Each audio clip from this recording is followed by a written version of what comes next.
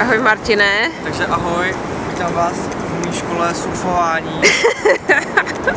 V dnešní lekci si řekneme, co je důležitý, jo. Jsou důležité 3 věci.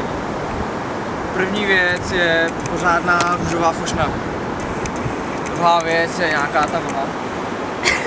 A třetí, to je to nejdůležitější, je pořádná dávka odvahy. Takže chceme ukázat, jak to vypadá v praxi.